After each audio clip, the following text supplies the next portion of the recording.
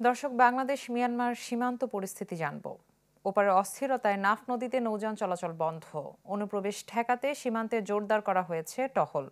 আরও জানাতে কক্সবাজার থেকে যুক্ত হচ্ছেন আজিম নিহাত। আজিম। কালার এক্সপার্ট, জর্জ স্যাপ এবং মাইল্ড অন হ্যান্ডস টেকনোলজি সমৃদ্ধ অরিক্স ক্রিস্টাল ওয়াশ আপনার লন্ড্রি এক্সপার্ট।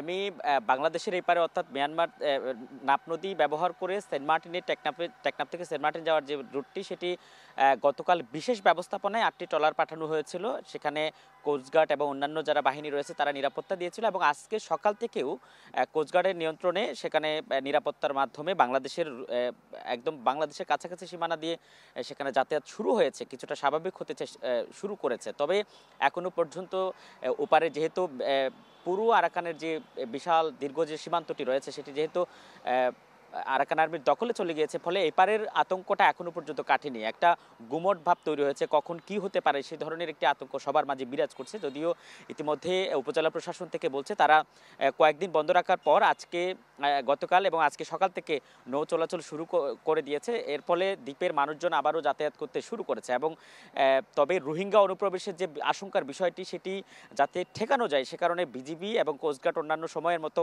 আজকেও সকাল থেকে আমরা কথা বলেছি, তারা শক্ত অবস্থানে রয়েছে এবং শুধুমাত্র নাফ নদী নয়, নাফ নদীর পাশাপাশি যে স্থল সীমান্তটি রয়েছে টেকনাফ থেকে শুরু করে ঘুমদুমের যে বিশাল এলাকাটি রয়েছে সেখানেও আমরা খবর পেয়েছি যে ওপার থেকে রোহিঙ্গারা যে সমস্ত মংডু এবং আশপাশের জায়গাতে যে রোহিঙ্গারা ছিল তারা চাপের মুখে এপারে চলে আসার জন্য চেষ্টা করছে, কিন্তু বর্ডার অনেকটা সিকিউর করার কারণে এখনো পর্যন্ত অনুপ্রবেশের কোনো তথ্য আমাদের হাতে নেই এবং প্রশাসনের পক্ষ থেকেও বলা হচ্ছে যে এখন পর্যন্ত কোনো ধরনের অনুপ্রবেশ ঘটেনি। তবে ক্যাম্পে যারা রোহিঙ্গারা আছেন তারা বলছেন যে উপারে রোহিঙ্গারা নানাভাবে তারা নির্যাতনের মুখে রয়েছে এবং সে কারণে তারা এই পারে চলে আসতে যাচ্ছে। তবে জেলা প্রশাসন, উপজেলা প্রশাসন, শরণার্থী কমিশন সবাই এই মুহূর্তে সজাগ রয়েছে যাতে কোনো অবস্থাতে এখানে নতুন করে আবারও অনুপ্রবেশ না ঘটে, কারণ ইতিমধ্যে 17 সাল থেকে যারা ঢুকছে তাদের মধ্যে একজনকেও কিন্তু পাঠানো যায় না। নতুন করে আবারও যদি ঢল নামে সেক্ষেত্রে বড় একটি সংকটে পড়বে বাংলাদেশ।